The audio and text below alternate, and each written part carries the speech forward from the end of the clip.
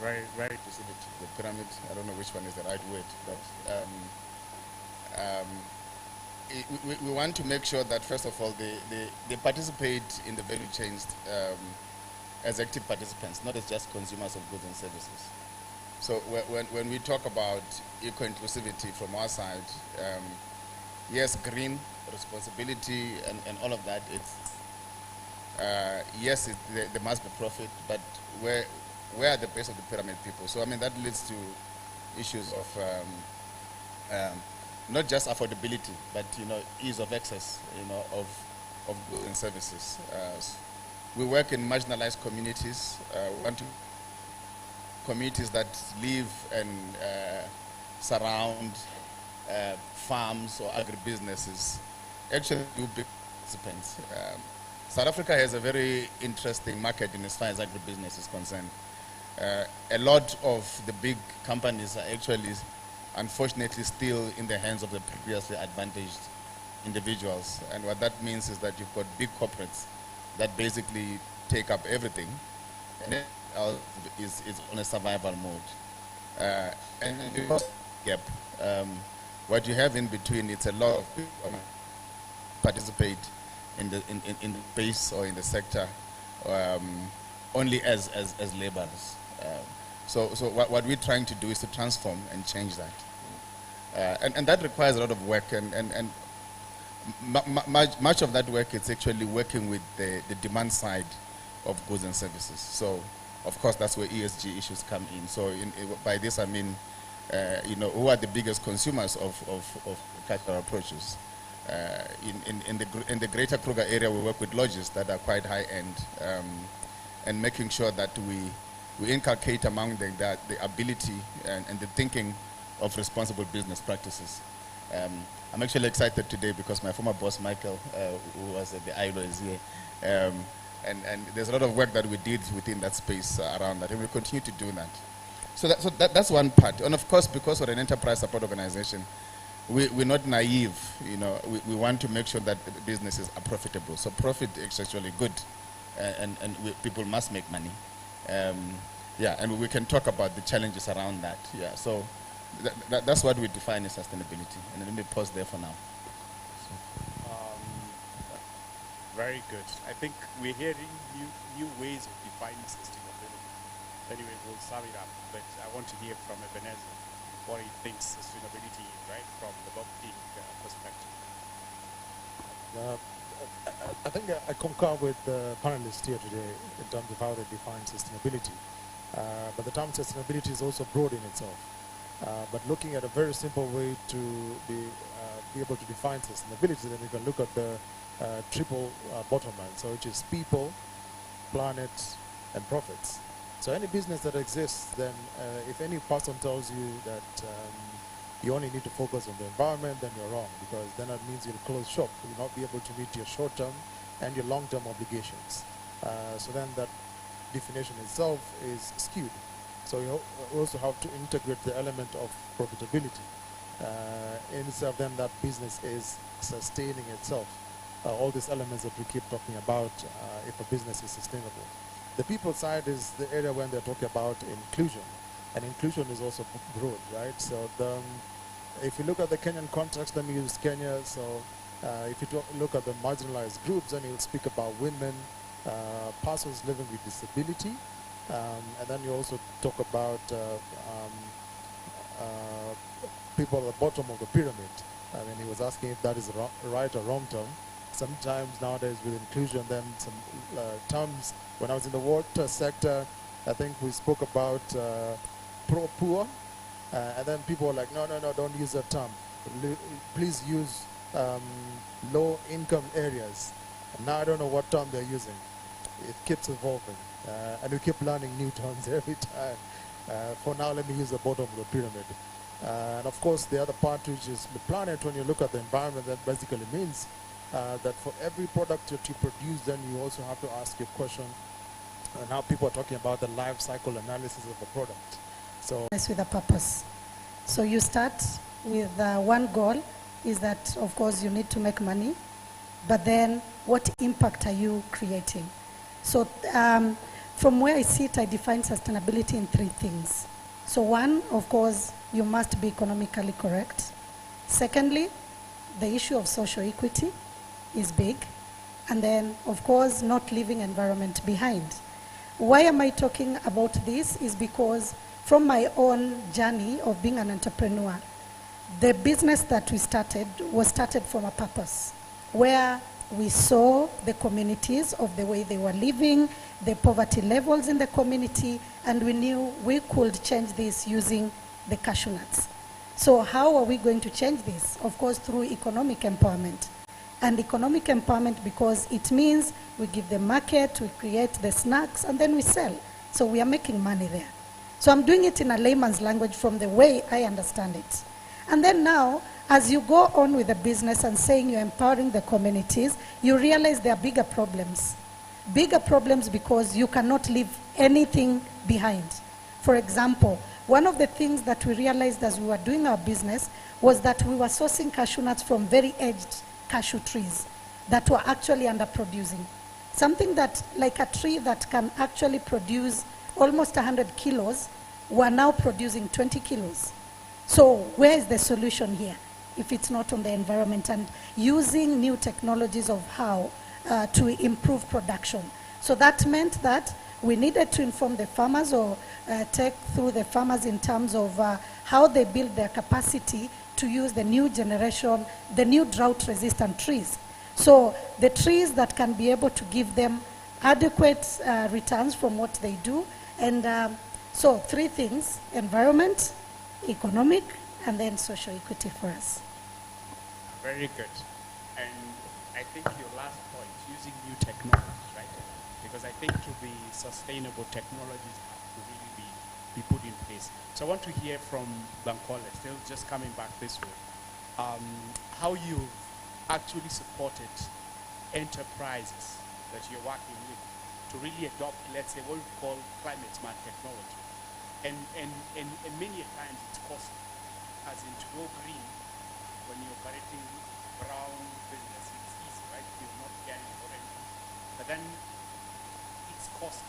So how do you unlock that? And what are some examples that you've seen working, right? Yeah. Okay. So I'll take it from 2 points. I'll take it from an existing business, who's a brown business trying to be, sustainable, and then I'll take it from those, green startups or ventures who are just getting up. So for existing, business entities, government, private sector, either, sustainability, adopting sustainability practices is really expensive, right? Because you have to change your behavior. And as humans, behavioral change is really a very hard thing. That's why there's so much fun spending on, BCC campaigns and all those different things. So what we've done over time is, when we listen to an organization, and you are really, first of all, we need to be sure whether you really want to do this. Because again, wasting our time again is, it's really, doesn't make sense. So we looked at one of the, government offices in Lagos, and they said, hey, we would like to be responsible, we just, all these things you keep saying everywhere, how do we do it? And that also involves one of the banks that have, that have supported us. And so we started to look at what sort of steps do you need to do. First things first, we know that you use a whole lot of paper. Can you reduce it? In NCIC, I don't think I've paid for a ream of paper in the last 2 years or something. Every time I see it, I ask why. Send emails, approvals. I don't need paper. Just send an email, right? We archive almost every single thing we do. We give sustainable gifts, circular economy gifts in my office. It is a standard fact. We will not give you gift bags that are not sustainable. It must be recycled paper, it must be sustainable products and co. And because we build green ventures, there are tons of circular economy businesses, renewable energy businesses who are doing super cool, around all the different things they do. So what we do with these companies, for both the bank and the government agency was to sort of, first of all, identify how do they manage the existing waste that they have. So we called, one of the paper, recycling ventures that we know in Nigeria and said, there's this company who's got this mass tons of paper. Do you want it? It's clear business for them. The agency doesn't need the money. But for the bank, they said we would love to sell it because we want to use that proceed for CSR, PR-related stuff, which is okay. So they converted that. Then we now told them about the issues of gifts. Try and make your gifts to be sustainable, which means that you need to buy from circular economy businesses. Now that puts those businesses in, it keeps them sustainable. right? Because pricing has been one of the biggest challenges for every green business that we find. You use petrol to power, you tell me to use solar. What is the size of solar that I need to have to be able to mitigate the level of fuel that I use? And so one of the other things we do within that aspect of energy is we tell them to sort of calculate how much they spend in terms of fueling, in terms of servicing, because again, if you buy fuel for an ICE, which is an internal combustion engine, every other generator, fuel, cars and coal, you need to service, and when you're servicing, you need to buy oil and coal. But when you do into EVs, it's sort of a bit different. So when you change your generating set to solar set, it might take you a longer time, right? The cost might be too much. But what we've done with the solar partners that we have, energy partners we have, is to look at a pay small type of model, depending on what your capacity is as a business. And then when you look at the aspect of startups, every time we try to help them understand what are the multiple ways that you can generate resources around the existing resources that you find. So in agriculture, for instance, which is a very fascinating thematic area for us, we see that energy is a very important thing in food production, right? If you're farming, you need to do irrigation. And so we have a startup called Sponvatech. Sponvatech is using solar-powered irrigation sets, right? So they have solar irrigators where they design, even including precision, irrigation. We have those ones who do the drone, watering and fertilizing droppings and several other things. So we try to help them understand their business model in terms of pricing, which is very key, because if they don't get their pricing right, they might get out of business. And then when it comes to pricing, we need to start looking at who are your target market? What is their purchasing power? With that, you can design a payment model that enables them to do more. And then we begin to look at who are those that can finance some of these things. So there's this company we like in Nigeria called Consistent Energy. And what the MD Shegun did was to look at small businesses that are using small generator sets. In Nigeria, they yab us. Yab means, they sort of insult us that we're generator, economy. It's all right, we know. That's why we shout a lot. It's not our fault, because there's so much noise at the background in your house. You have to shout for everybody to hear you. So don't mind our loudness. It's the generator issue. So what this guy did was to ask all the small SMEs, from barbers to hairdressers to any other company that just needs, tiny Tiger generator to light, to lighten up their office. And if you know what a Tiger generator is, there's something we say that will drag you like Tiger generator. They can be very noisy. They are tiny, but they can make noise for the whole of Africa.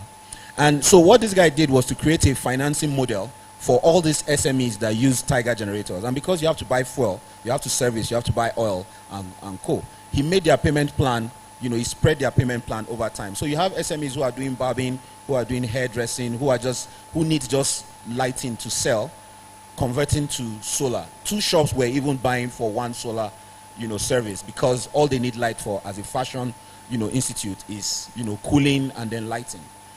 So that's one side.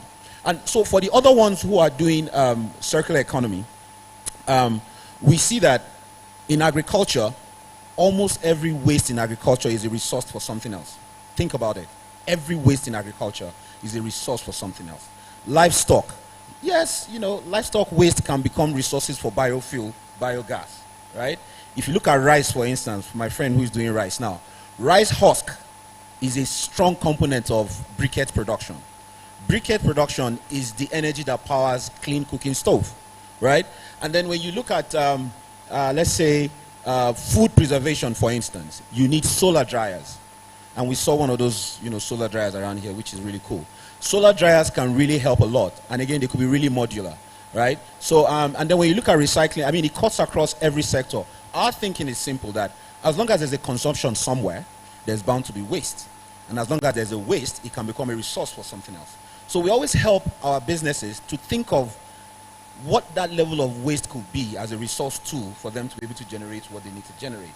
So with that, for us, we think circular economy is actually the biggest economy when it comes to sustainable practices or green economy, because everyone consumes and everyone wastes. If it's fashion, this pep fashion you buy, $1, $2 shirts.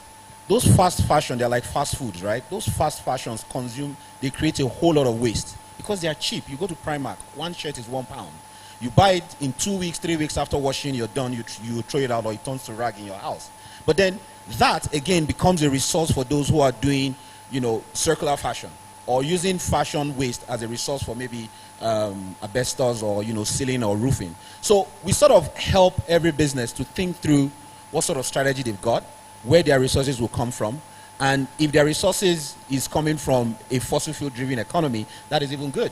So they don't even need to buy that waste. It becomes sort of free because they're helping you dispose it. So we really think that as a business who is existing, you can start with tiny things, like I've mentioned, paper, energy. You can start with, your gifts, right? And then as an agri business, always understand that whatever waste you generate, all you need to do is just to think through it a little bit.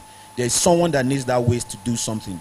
Compost is a very good, energy for food production as well. And there's a company in Ghana called Just Sprung. I love what Just Sprung does. They are very good with, waste management, including compost. And so I think that many of us should also consider while we're running agricultural business that an additional source of revenue can be that we sell our waste for those who need it to do other things. I'll stop here. Thank you.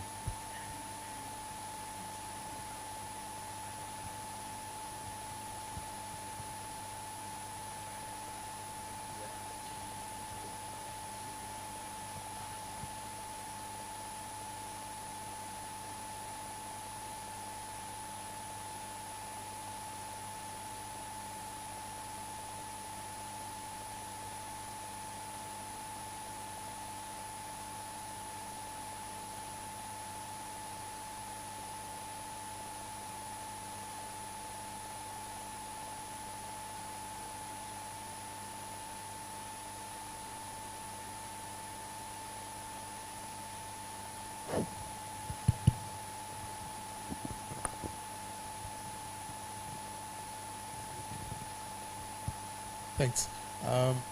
So talking about circularity is really important if you look at the element of sustainability. And the people that you deal with, as of course I've mentioned, you're working with smaller MSMEs, SMEs, and there's one thing that's really impressive with this group. So you never talk about environment when someone doesn't have food, right? So if you look at the hierarchy of needs, where you're talking about basic needs and then fulfillment, it's pretty the same as such. So businesses always begin from the point of them being able to translate to profitability, and then you'll be able to look at elements to improve on their process. So the approach that we always look at is looking at their business model, processes, marketing, and distribution. So circularity is also an important part of this. We have a project that's called Orphans. So we had Orphans 1. Of course, E for Impact was also really critical on that particular project. We have Orphans 2 that's working with SMEs, and we also included another component of innovative financing as part of it. So circularity is really important, especially for agriculture. And the question is why? It's because food loss is also another major issue that we're dealing with. Starting from harvesting to processing, up to the point where you get the product to market. So we begin by mapping out how the business, where the business is in terms of the value chain. And then we begin asking the questions, where can you make improvements? Innovations could be something as simple as changing your processes. It doesn't have to be, yesterday we were having a question, just a debate amongst 3 gentlemen, and we were asking ourselves, so when you define innovation, which aspect of innovation are you talking about? So most people, when they hear about innovation, they go to tech innovation. But innovation in itself is also wide. The other bit that we also look at, critical, is the business model that they are using to be able to get their products to market. And that's where we begin to think with the SME together the processes that they have. I mean, he's given very interesting approaches that businesses are beginning to use that are integrating the element of circularity. That basically means you're redesigning out waste. That's basic principle when you're talking about circularity. Our business people might talk about using what people consider as waste as input for production for different products, right? We have seen examples where people are using waste to generate energy, so we're calling that waste to energy. Speaking about using fish waste to then generate biogas, and trying to use that either to power a generator or a cold chain. So in agriculture, that is really important to reduce food loss. So those are innovations and opportunity to reduce food loss. The other bit could be something as simple as looking at logistics, moving your product to market. So it should take less time for you to take it to market if it's a perishable product. Or looking at the point of source, looking at your storage. Something as simple as storage can then reduce your food loss. So these are aspects that we actually look at in businesses within our projects. Great, thanks. Yeah, designing out waste. Very, very interesting as you build a business model. So rest, financing, and looking for funding for those circular or green businesses. Yeah, thank you. So maybe before I talk about that, I need to put a little bit of context. The issue of sustainability and climate change, it's an existential issue. You know, it's a survival issue. I think we need to understand that. And because it's an existential issue, it just basically dictates to us as society that certain things need to change. Right? So the way we do business and all of that. And when it comes to financing, especially in the context of green businesses or in the context of climate smart entrepreneurship, the general rule of thumb and the norm in business says, if you want to start a business, you must have a product or service, and someone must buy it. You know, it's as simple as that. However, in the African context, for people, or at least where I come from, for people to start or even start dreaming and conceptualizing something, it's not as easy as that. You know, we live in societies where, you know, I don't know what is the official numbers now. People live below what, $1 a day, $2 a day. Where I come from, some people don't even have $1 a day, you know. But in those societies, there exists entrepreneurs, there exists ideas, there exists innovation. So we fund on two levels. One, we fund the level where we want to stimulate and enable entrepreneurial activity to and among communities and societies or individuals that are basically vulnerable. They do not have the means to even innovate or even take an idea post proof of concept. So we provide funding in that space. You know, when we started about 8 years ago, or even about 10 years ago, we got a lot of backlash you know, from our funders, you know, as to say, why would you give money to someone to finance their own business? You know, why should you do that? And why would you give grants, you know, for things like that? We do that because it's a necessity, you know. And if you don't do it, you are perpetuating, you know, the status quo. And the status quo says there's only a few people, you know, that are going to have the means to innovate, and therefore you're increasing the Gini coefficient, you know. So, I mean, if you live in South Africa, you'll know that we've got the biggest and the highest, you know, Gini coefficient of 0.67, you know, which makes us one of the, you know, most unequal societies or countries in the world.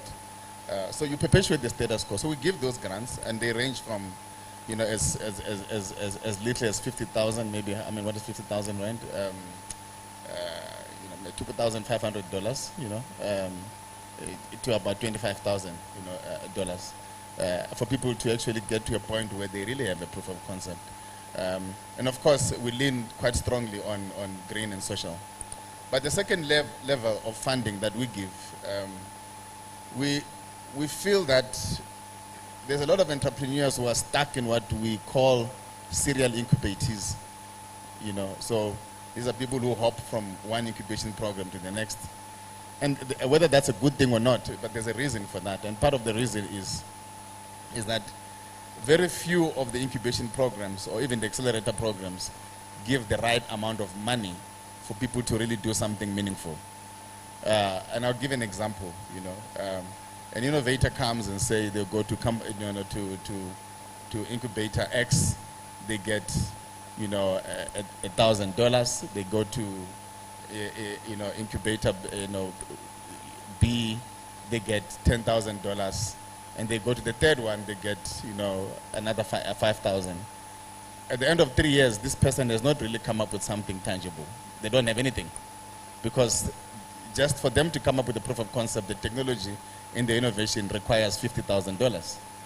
Right. So you're making this person, not able to cross the line, basically, right? So we give grants at that level. And what we've done, we've co-curated with the bank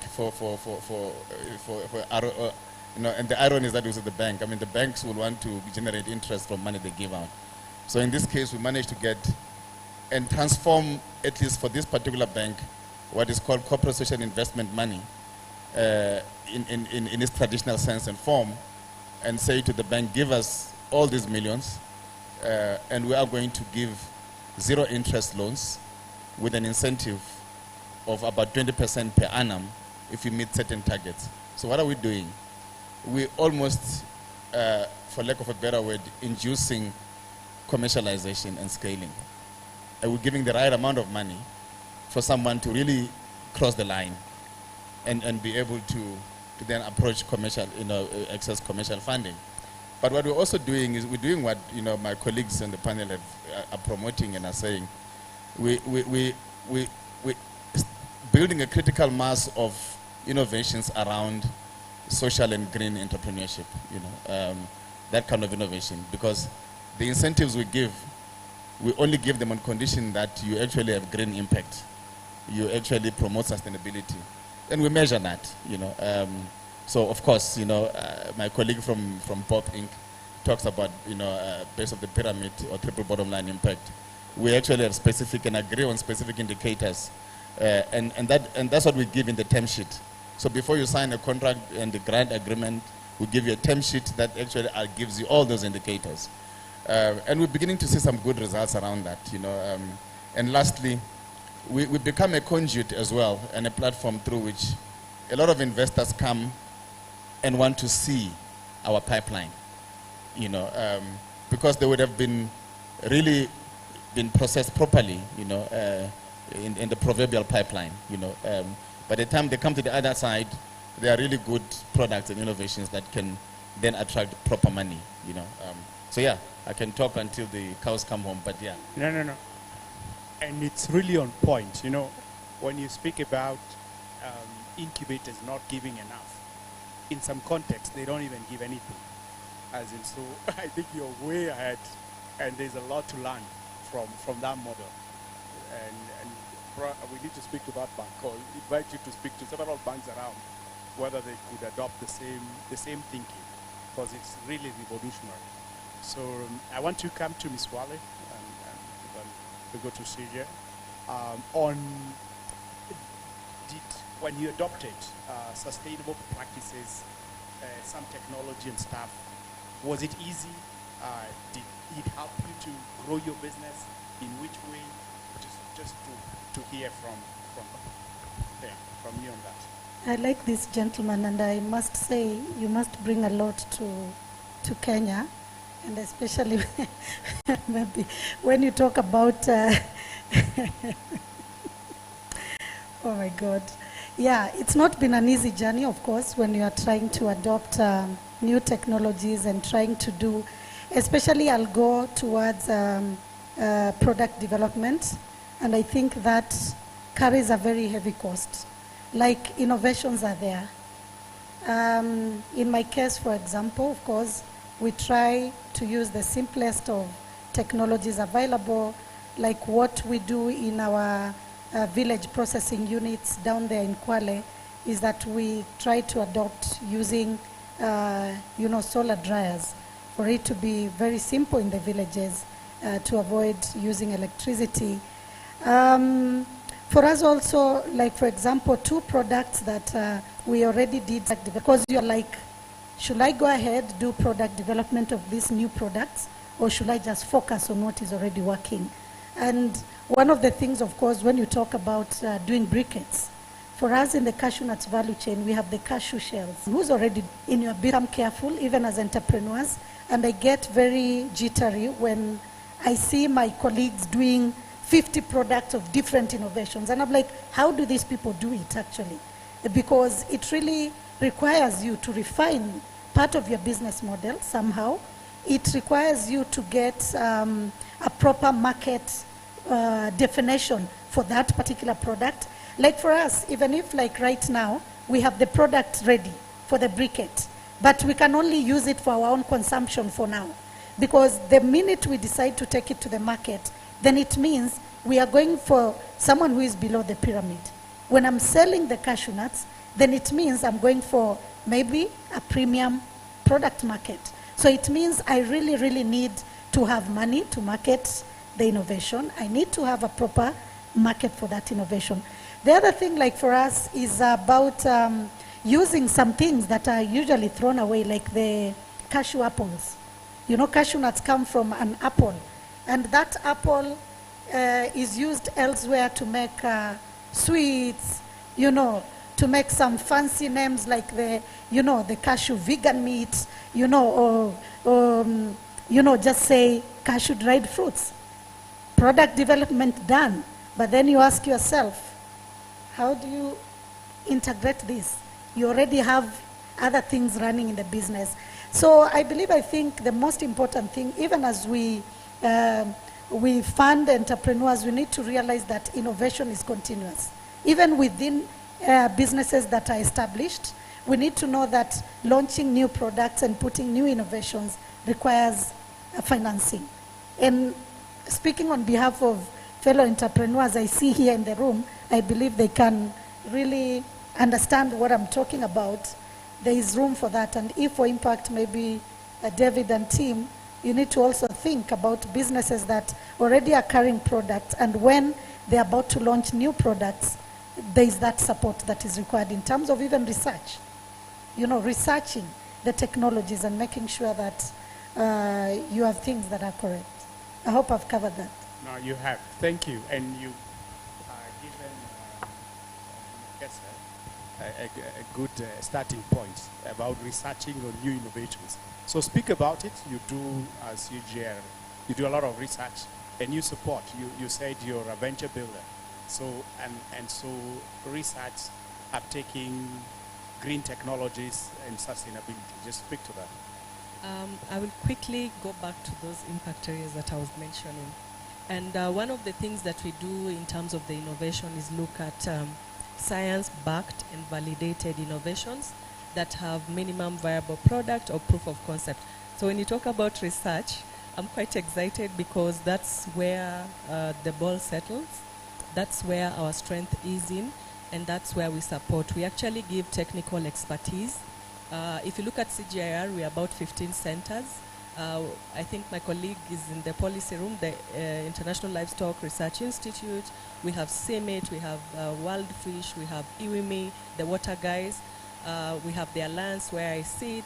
We also have IITA, like there are about 15 of them. I think if you check on their website, you'll be able to see.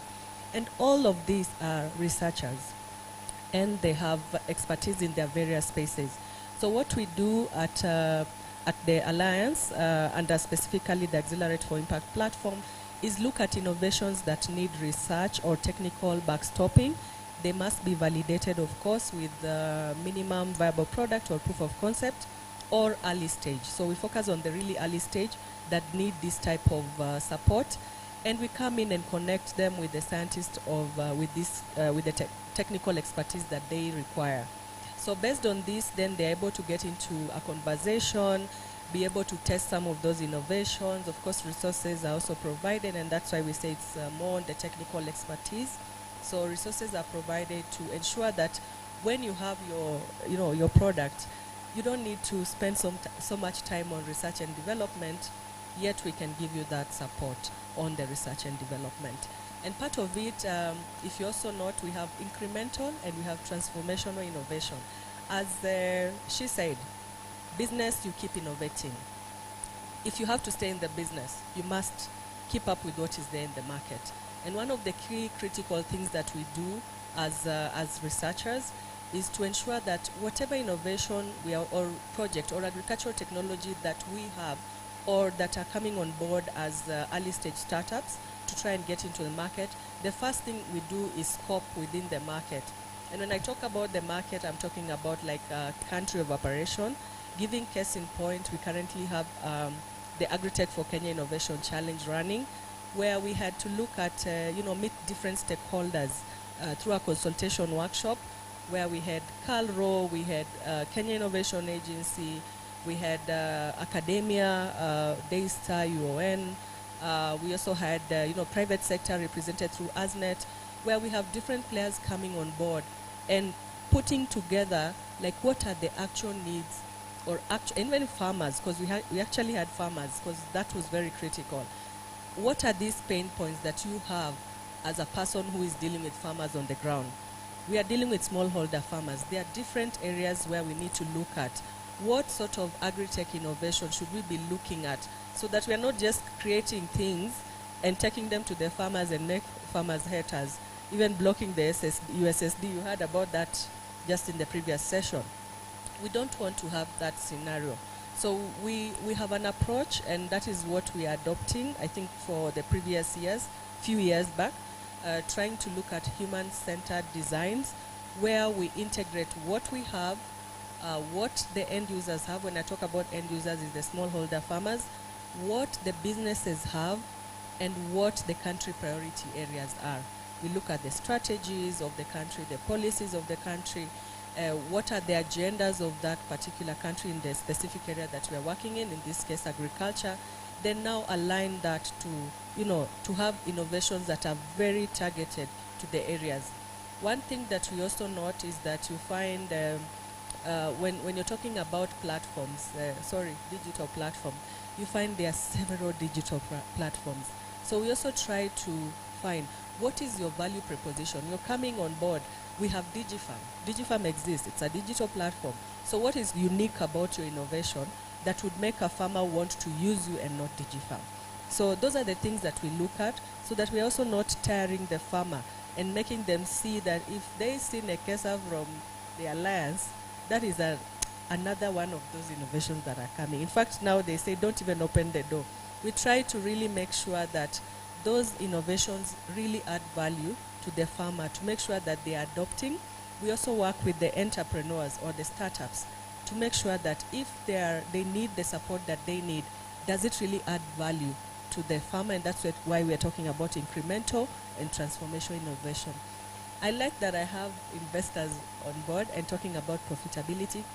It might not be our strength in the business. So we actually bring on board also partners who have their strengths in the business sector. We are not the experts, we are more in science. So bringing on board the business people who then support the startups and just rolling out the product into the market, having a go-to market strategy that works for that specific, that specific innovation in that specific area. So there's a lot that goes on around the innovation challenge, and I would really encourage those, especially those who run innovation challenges, try to seek, do a needs assessment. Try to interrogate, why are you doing that innovation challenge? Is it because you got some donor funds and need to utilize it? Or is it because you really want to make an impact and, and have the end user benefit from the innovations that will go through your innovation challenge? Thank you. Right.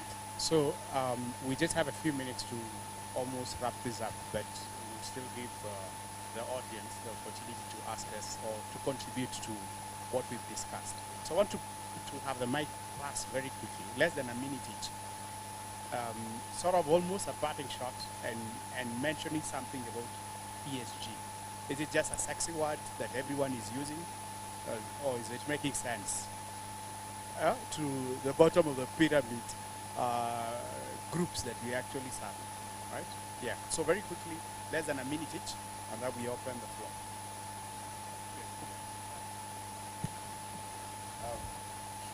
So, well, ESG is actually a sexy word. And I mean, it makes everyone who speak about it sound very intelligent. But really, it's just about being responsible. That's it. Just responsibility and accountability.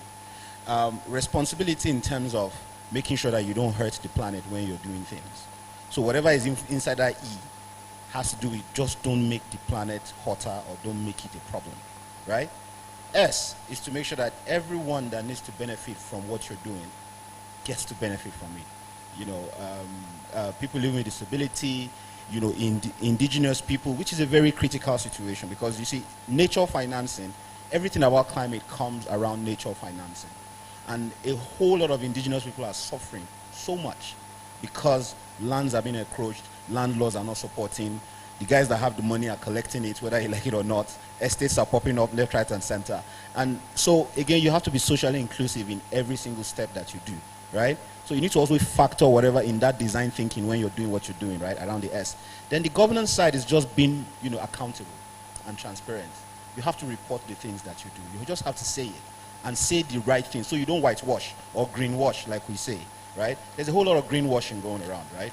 Everyone says we do this, we've supported that. I mean, a bank said they've sold how many, you know, carbon credits in Nigeria. And my question is, how did you verify it? Because according to the, you know, tenants of, you know, carbon credit, there have to be a country system to verify or validate. But these guys are saying they've sold over how many millions worth of carbon credit? How? You know, so again, ESG is a cool word, but the whole essence of ESG is just about not hurting the planet and being very, very responsible. And so I think everyone who wants to adopt it should just understand these three things, right? And it helps when you're speaking to people who want to finance. And it's just about writing that responsibility things and, you know, within your documents. There are multiple models to it. Too many confusing models, but I think if you pick on the global, you know, sustainability reporting, you know, framework, it sort of just covers it all. But not everybody asks for it. A few finance guys ask for it. But I think when you're writing your proposals or you're writing your document, your investment documents and or pitching document, just show your responsibility, show you're not causing any problem, and show that you're very, transparent. Thank you. Yeah, I agree. It's a sexy word for people who are rich and who can dictate what society should do to get their money. So what we did for us, we went, a step a bit, further in terms of interpreting ESG for entrepreneurs. So a couple of years ago, we partnered with WWF and developed a toolkit on how to interpret how SMMEs should respond to ESG, because that was the question, So how do we do to take advantage of ESG? And I mean, Bankole is quite right. One of the things that entrepreneurs need to begin to understand is about how you measure and report, on ESG yourselves. Because if you are going to approach an investor or even a corporate, they begin to ask all sorts of things. So what's your carbon footprint? How do you calculate your carbon emissions? And there's formulas around that. They're sometimes very expensive to do. So what we do as an enterprise support organization, we actually package this thing and train our entrepreneurs on how to do it. So we spend the money ourselves, and we package this. Then we can actually equip. So in our toolkits and our modules, we have a very specific component on ESG, and then when we mentor them, we allow them to actually, go through all of these things so that they do have the reports in place. You'll be surprised that these days, if you really are looking for serious money, they'll send you a data sheet, that says, please tick these boxes, tell us and provide us evidence. So if you are prepared as an entrepreneur, it becomes a lot more easier, And I think it's incumbent upon us as ESOs to make sure that we understand those issues so that we can transfer the knowledge to our people and to the beneficiaries. Thank you. When I started, I talked about the 5 impact areas that we have. I think we were already dealing with the ESGs even before that name came. And just looking at, especially when you're talking about environment, health, sustainability, all the things that we've talked about. These are some of the things that we also push for early stage startups when they are coming on board. These are the questions that we ask. Like, for example, how sustainable is your innovation? And that just means that what are you looking at beyond the current innovation challenge? What's your plan for the next 5 to 10 years? What's your plan for the next 11 to 30 years, basically? So what's your sustainability plan? How is your team comprised? What does the team comprise of? Do you have youth? The current stats show that youth are about, 48% of the 48% of youth actually stay in the lower and middle income countries, and most of these are looking for employment. How do you have youth in that team? Do you have women? 40%, over 40% of women are the smallholder farmers. Are you well represented there? Is it, and we actually think of late, there's a lot of discussion around the black soldier fly. How do you utilize the larvae? How do you utilize the frass? How are you taking the frass, converting it into carbon for the soil? So there's a lot that can be done when it comes to innovations. And when you talk about ESG, I think it's just the normal things that we do, only packaged. I would call it a flower girl. Yeah. And that's where I think I want to pick it from. It's something that as entrepreneurs, now speaking from where I sit, as entrepreneurs, there are things that happen in our businesses. They are real things. However, I feel donors come and confuse entrepreneurs. Where I think when they come, people try to fit, to please the investors or the donors who are there with money until they make us get confused. And then you're like, you have to please them because you need the money. But these are things that are happening because when issues of environment, sustainability, and governance, I think it's something that is normal for us as entrepreneurs. But how you gauge and how you assess is where now the problem comes in. Because someone comes and tells you gender, from where we started before, we thought gender was a male and female. Then now you get confused and you're told that's not it. You know, so how many women are in your business? You try to employ women, then you're told no, that's not gender. They go back and include, inclusive. So you just get confused. And, and as an entrepreneur, you need the money. So you end up just getting confused. So thank you. Thank you so much. Really interesting to hear the conversations and thought processes. I think ESG could be take it or as simple as you take it, as you just said. I think 2 months ago I went to Strathmore University. I was learning about ESG, and Dr. Mumbi, who was the lead facilitator, asked a question, why are you here today? I looked at her and said, I was bored sitting at the office, so I decided to come and enjoy the ambience at Strathmore and interact with sector players. But I mean, it could be a complex as, companies looking at what they're calling materiality topics and how they select that, looking at how they integrate that. The Nairobi Securities Exchange is now saying that this is not a mandatory process for listed companies, but it will be mandatory at some point. So it's a really interesting topic. I wouldn't say not just sexy, but really relevant as well to the sector. If you look at the big corporates, the way they're doing it, it's also becoming a hot topic right now because now companies are beginning to employ ESG experts to also advise them. They're saying, I went to the board, the investor is telling me this, so how can you help us to figure out how we integrate this within the strategy? But going down into the small businesses, the SMEs, the bottom of the pyramid, is also relevant. If you look at one of the things, if I pick out the G, the governance, most of these SMEs are family owned, right? And if you look at the governance structure, for basis of using a case study, most of the business families fail because of lack of proper structures on governance. Really critical if you're looking at upscaling SMEs in that sense. So it's a very timely topic even for SMEs, and for us we actually see that as really important.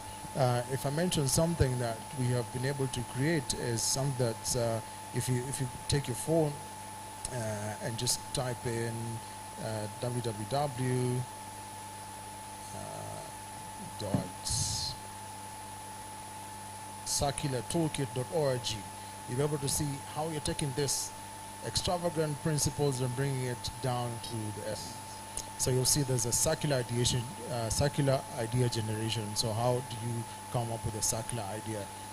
Looking at your circular value chain mapping, how are you also integrating circularity within your value chain? Circular packaging. These are really simple things, but of course really important, because again, if I add on to it, policy is going to catch up with you. We have in Kenya, the extended producer responsibility regulation that really talks about integrating the element of circularity within your packaging. So it says if you introduce a product into the market, you're supposed to ensure that it is recovered, either it is good for the environment or can be recovered, and you integrate the element of recycling, for example, if it's plastics. And lastly, I'll talk about the National Sustainable Waste Management Act of 2022 that also integrates the element of circularity on how we manage our waste. So sometimes when you talk about circularity, we focus about waste management, but it's not all about waste management. It goes beyond that in terms of the processes that we use and innovations that we use. So have a look at that website and see how that will help you as an SME. Thank you. Thank you so much. So I think we'll take some questions or some comments. Do we have any?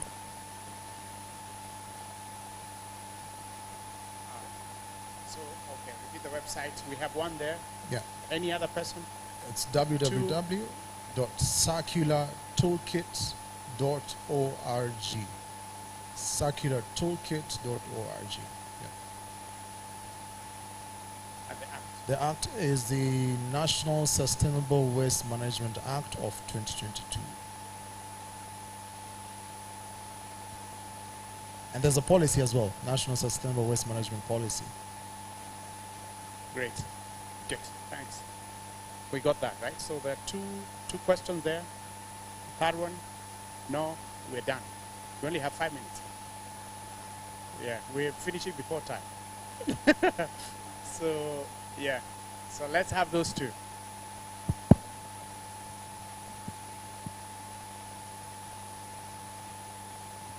Thank you, the panelists.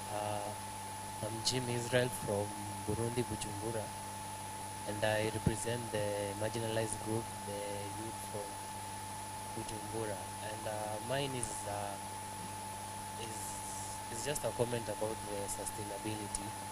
And you raised a good question, my brother, about the composite. And there is value in it, but from where we come from, we don't have demand for this. Even if the government or any organizations comes to us, you know, when there is increase in demand, obviously there will be an increase in production. So where we are working at is we face shortage of demand, and also when you look at the area, agricultural area in the country, it is majorly fertile. So there is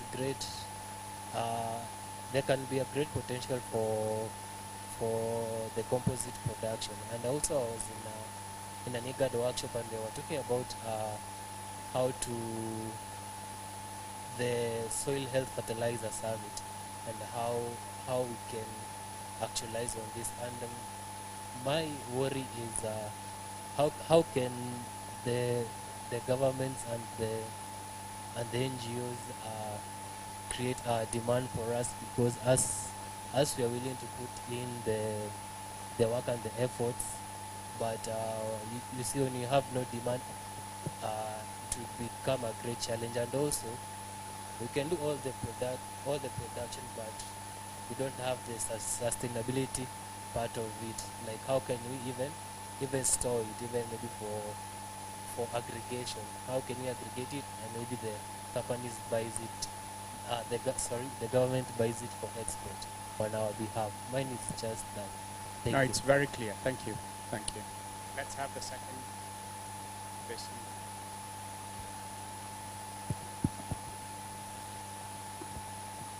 My name is IK. Work at ASOS, the Business Sports Organization in Nigeria. The conversation about ESG, considering the challenges that small businesses face, especially in a country like Nigeria, where as a small business, you have to provide your own power, you have to provide your own security, you have to provide your own water, then, I mean, you have to deal with all of that and still think about ESG. I mean, it's, I mean, I'm not saying throw it out of the room, right? But we need to come to a place where we understand what the realities are for small businesses in Africa and see how we can massage some of these things so that our people can survive. Because survival is, I'm just thinking about, I'm trying to imagine a farmer in my village trying to survive. You're a small business holder and you are telling the person, before you can access X funds, you should consider ESG, and I'm like, the guy just wants to survive. So I don't know what we need to put in place to accommodate peculiar cases for small businesses who are facing challenges of survival before we start talking about ESG, the beautiful things about ESG. Thank you. Thank you. Mine is a contribution based on this question. I wanted to say that earlier, and the question has come through. I think that ESG is just a part of our everyday lives. Back home in Ghana, my mother is a farmer. I'm also a farmer. My family, we've all been farmers. You realize that even in our traditional farming methods, we were very, very sustainable and secular. It's just that at a point when policies changed and everything, we started monocropping and mono whatever, so we changed our ways. But for a small farmer or a small business, if you integrate ESG from the onset, you realize that you are building foundations to create wealth. So I have a cashew farm. For the past few years, all we sell from the cashew are the nuts. And then we compost the apple. Now there's a partnership with a company in the Ghana Climate Innovation Center, which wants to convert the apple, extract the juice into biofuel, and then we compost the waste. But I realized that my mom and my grandmother, they were actually growing mushrooms from the cashew waste, which was adding extra revenue to the business, bringing in extra income. And then we started integrating other things in the farm. So now we have a lot of poultry, we have a lot of plantain, we have areas designed for vegetables and all that. So I believe that it is difficult, but when you build your foundations to have these at the heart of your business, you actually de-risk your business. In years your main crop fails you, these other things help you to thrive. So personally, in the design of all my projects, I go with the principles. Efficiency, how do I do this efficiently? Consistency, how do we encourage circularity in the space? And then the final, which is sufficiency. So for example, my new farm, we don't have water. So we have a borehole, we don't have water in the area. Once we pump the water, before we use the water to irrigate, we'd rather use it to grow some fish and then fertigate the crops. So that the same liter of water, I use it for 2 activities. It may be expensive setting up your fish farms or your fish tanks and everything, but if you start small and you gradually scale, you realize that you are not allowing the donors to confuse you, like she said, but you are actually building the foundation you need to grow and thrive. So I think that as people in the space as well, we now need to go to the grassroots and actually help our smallholder farmers document their traditional sustainable ways and actually explain to them why what they are doing benefits them and help them to do it better, so that gradually we build that base and create more value for ourselves. Thank you. So I think probably two people can respond to the first question. How do you incentivize demand for circular products? That was his question, right? So if you have ideas and how you've done it, it could be good to respond to it. And then the already second question already has a bit of a response. But if you had something more to add, maybe Nigeria is very peculiar, that your own government, as you run your business, and maybe other contexts are different, so maybe something can be added to that as a comment. Yeah, but can I start? And then we will have two of you just comment on that here. I want to start because I don't have an answer. But I'm sure you will have an answer, Bongo, to the questions. I think I want to just add into what my two brothers have said. You know, on the first issue, on ESGs, and how entrepreneurs should respond, and the challenges faced by entrepreneurs, you've got at least two problems. One, you've got governments and corporates that formulate policies, and these people run business themselves. They've never even sold a fed cake or a chewing gum, and they develop policies, right? The second problem within that is that you have ESOs that pop up all over, right? If a person got fired from a job, they decide they want to be an ESO. And I mean, this is a broke person who wants to support business people. There's a problem already there. So you've got to start thinking about what we're doing in the ecosystem, right? The second thing about indigenous knowledge systems, I said I'm not going to provide answers. I fully agree with you. You know, in Africa, there's no waste. There's no community in Africa that wastes anything. So think of an animal. There's no part of an animal that does not get utilized. Even if it's a goat.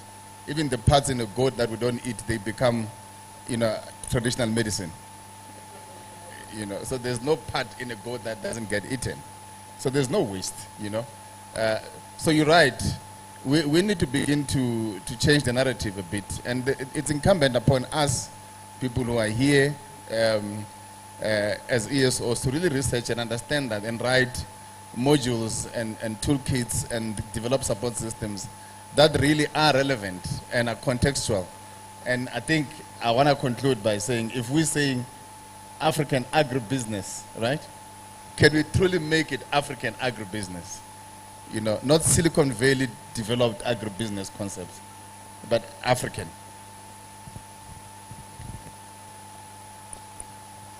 Yeah, thanks. I totally agree. I mean, the last two gentlemen when they spoke about ESG and circularity. So I always have this. Speak to the question of incentivizing. Yes, I'm going there. I was just agreeing with their statements. And the problem I have with researchers when they say that circularity is a new concept in Africa, I always tell them it's not a new concept. Actually, you learned it from here, and now you just bring packaging it in a nice way. On to the question on demand. So I think if you look at, you spoke about compost manure in Malawi, and research ideally shows that the production is a bit lower than what is available in the market. So, I mean, an entrepreneur is supposed to look at the solution. So how can you then improve on the productivity in utilizing that? So the best thing I'll advise you is to look at the change of your business model. In Malawi, we did a research in Zimbabwe, Zambia, Malawi on waste. Of course, we ideally saw that 60% is organic waste, and you go to plastic, metals, and that. So you can actually transition to become a waste service provider, rather than just using the organic waste, composting it, and you remain with it. So you need to collaborate with the municipality so that you're treating the waste, so you're providing a solution to a project that is there. Because we have also seen that in Kenya. We have a company called, wow, I've forgotten the name. There's a company that does collect waste and treats organic waste. So we're actually seeing that they remain with most of their compost manure, and they have nowhere to take, because most of the farmers are not also taking it. They're like, we're looking at productivity. So what do we do with what you're bringing, because it doesn't make business sense. So I will advise you to switch your business model for now to be a waste service provider. We have to wrap it here. Yes. Mankola, you have something to add? Yeah, I think for me, I'm just going to make it very simple, right? First of all, most entrepreneurs from my side, we don't wait for government. She said it right? We are like our own government, we produce everything. And so for my friend from Bujumbura, I will ask that you sort of research on what it takes. Government is not going to buy, let me just tell you the truth, government will not buy anything from you, and they will waste your time, right? So let's just be real. Let's take that one out of the picture, okay?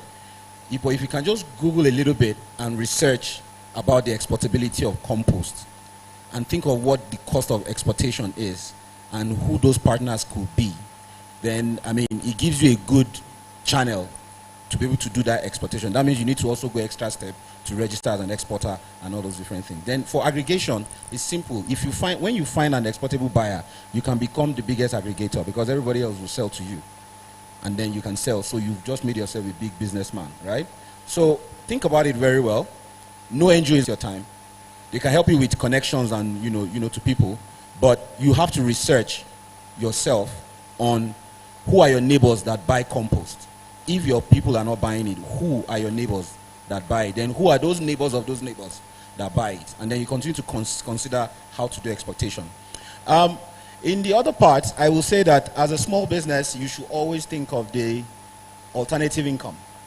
I love multiple stream of incomes, right? It makes sense, right? So if you're selling, like you said, that you don't want to go into this business because of things off me, or can I just do a white labeling and just sell it to you bulk, and then you can do whatever you want to do with it. So I think that we should all just sort of think of how the waste we generate is going to create another market for us. On the ESG part, yes, start from where you are. And like we say in my country, everything are packaging. Yeah? It's the story you write that will make it say that you have done all these things. Now, if Kojo writes the story of what he has done now, I'm sure they can give him $1 billion, right? Because it's about packaging. No, I mean, you might just solve one small farmer's problem. People write stories like, we have supported, bottom of the pyramid farmers, yada, yada, yada, yada. I write all those big packaging things. So please, understand that packaging is not a sin.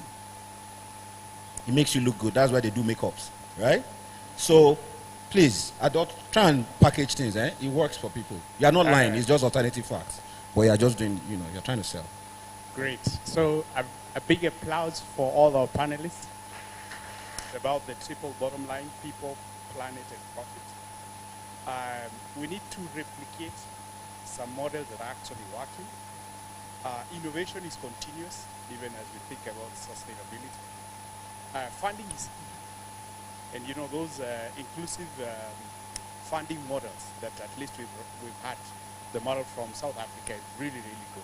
We need to find a way of really adopting that more and more. So ESG, put it simply, is really being responsible. And we need to build from the fundamentals if we have to have a sustainable business. So that's it. Thank you so much. Yeah, thank you. Thanks, everybody.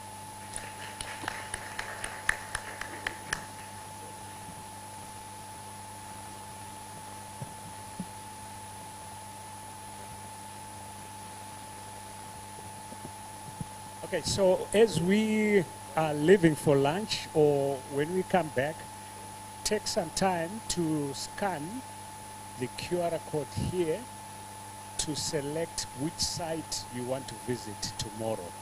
So just point your phone or whatever to that. As soon as they finish, or the rest of you can go for lunch while they're taking photos. All right?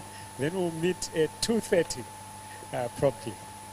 2:30, that's when we reconvene. Thank you.